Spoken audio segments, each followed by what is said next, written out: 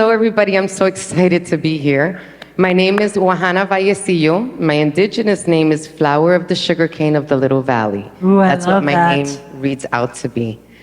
So my question is more on, I'm tuning it and learning it. I want to know how to bring it forth and make it into, it's already a divine connection and it already speaks to me, but I don't know how to, I don't want to say I don't know.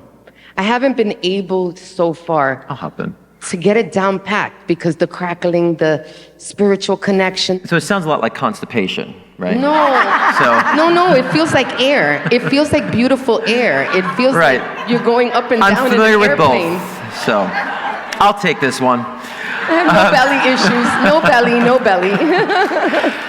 So what I want you to say to you is that, case, you're pushing it, but you're pulling it, you're pushing it, then you're pulling it, you're pushing it, And so I want you to understand, being a medium or a channel is a process, and it's a long journey, but it's a joyful journey. So be thankful, one, you have the ability to read and assess. Be thankful for that. But I want you to take you got to microdose this, just like we talk about mushrooms for the next Unite the Light. We're going to microdose. I'm on it.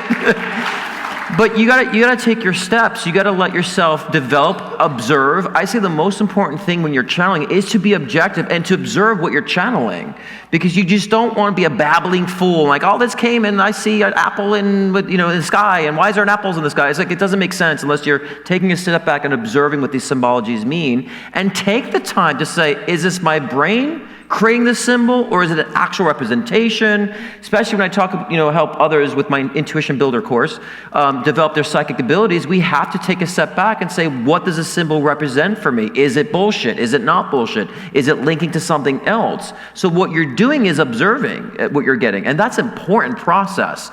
In time, you'll feel like, okay, now I'm feeling this flow. I can feel the intuitive response to go forward and tell that person that their loved one is with them. And sometimes you have to put yourself on the line too with that. I had to. I was in the grocery store, the gym, had to run across the room and say, your so-and-so's with you. And of course they'd break down in shock. But it was putting myself on the spot too. So if you feel a push, take a little X-Lax and let it come out a little bit, okay? let it flow. That's okay, but be very observant of what you're getting. You do want to question yourselves. A lot of times you guys think that channeling means that you don't question yourselves. You better question yourselves. You better question yourselves, because you have a huge responsibility, because I always say we're here to bring enlightenment, not confusion at all. And there are too many readers that just, I think Brittany was talking about that tarot reader who was off. And yes, there's a lot of charlatans out there, but there's a lot of people who are just beginning their craft.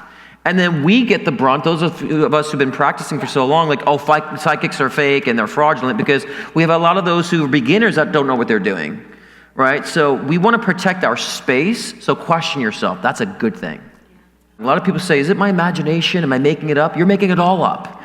And I say, imagination is both, there's two parts to imagination. There's creation and receptivity.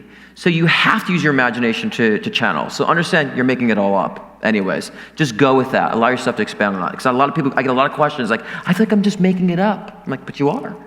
You are. But just understand the difference of receptivity and creation, and understand how imagination works, and you'll be key on deciphering the information that you're getting. Well, and if you don't believe in the power of the imagination, look around you. Hello. This was dreamed up. Right. So the chair you're sitting on, the stage we're on, was in somebody's imagination first. These could be reimagined, though, I think. I do too. I'm so glad to hear you're having trouble with the thrones. Right, Jesus. Well, thank you so much for your attention. We really appreciate the support. Thank you, guys.